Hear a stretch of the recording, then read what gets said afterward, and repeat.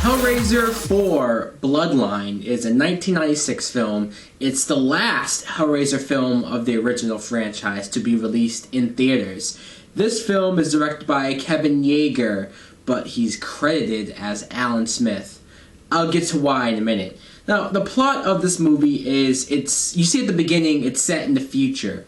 The year 2127, and they're on a spaceship. I know, it sounds terrible already. You see this guy, Paul Merchant, who actually built the space station, and he has this robot solving the cube, the puzzle that we all know and love. Just as he solves it, he gets captured by the guards there, and while he's under arrest, he starts to tell them why he was doing that. 400 years ago, in like the 1800s, his ancestor, this toy maker, he was paid by this magician to build this cube, because I guess the magician was into dark magic. 500 years ago, a mystical box was created. The key that unlocked the door to absolute evil. Now, before I go any further on this plot, I gotta say that Hellraiser 4 Bloodline was pretty fucking bad. It had so many problems that I don't know where to start. The main character is played by this guy, Bruce Ramsey, and he was okay. He wasn't terrible.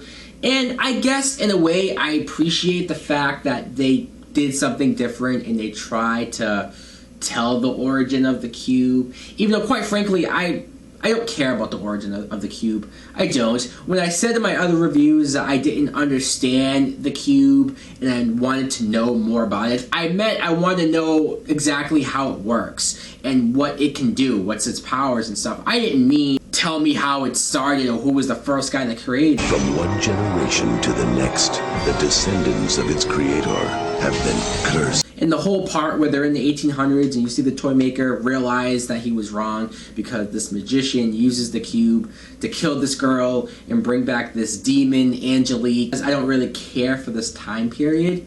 But still, I mean, I'll watch a movie during this time period. I love Interview with a Vampire. Like, I don't mind that time period, I guess. It's just, it was boring. Nowhere to run, no escape. Then you come to present day where you see Bruce Ramsey now playing another merchant descendant, and he somewhat knows that he's supposed to build this thing, but he doesn't know what it is or how it works.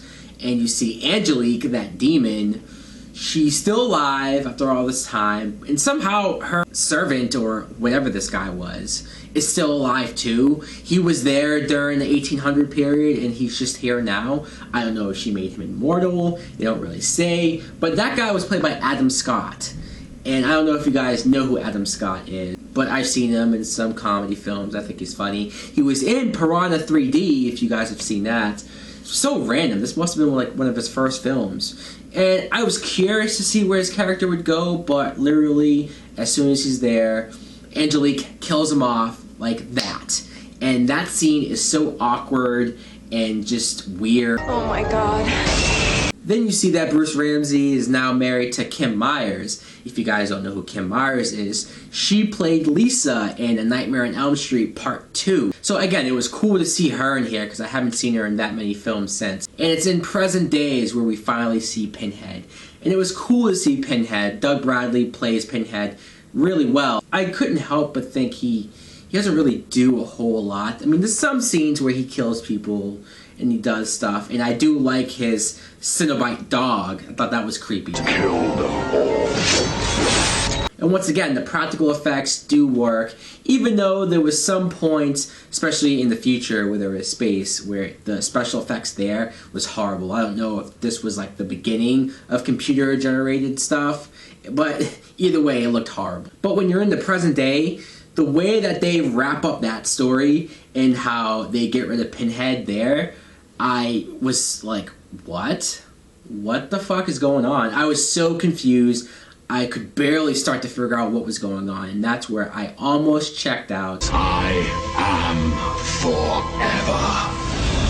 Then you eventually come back to the future and you see Merchant telling the guards on the space station that, oh, now Pinhead's released, all the Cenobites are released, and they're gonna kill them. We spent such less time with these characters because most of the story is in 3 different stories that I just didn't care about anyone. I guess I appreciate that they had the main character have some sort of deep-rooted bloodline connection to Pinhead, and I get what they were going for. I will give them credit for trying, but that doesn't change the fact that I was bored watching this film. I didn't care for this film. I thought it was pretty weak. And oh yeah, before I go, the reason why Kevin Yeager, the director, is credited as Alan Smith in this movie is because while he was shooting this film, he had this certain script in mind of the way he wanted this movie to go. He had certain details and certain scenes, but the movie studio was like, no, we want this more faster pace. It's too slow. Who cares about the story making sense? So he quit. And I give him credit for standing up for himself and saying, if I can't make this movie, I'm going to leave. And I don't know if his original version would have been better. Maybe it was boring, but honestly, could it have really been any more boring than this was? And this movie desperately probably needed those extra scenes to make this plot and some of these sequences make sense, because as it is right now, it's fucking bad.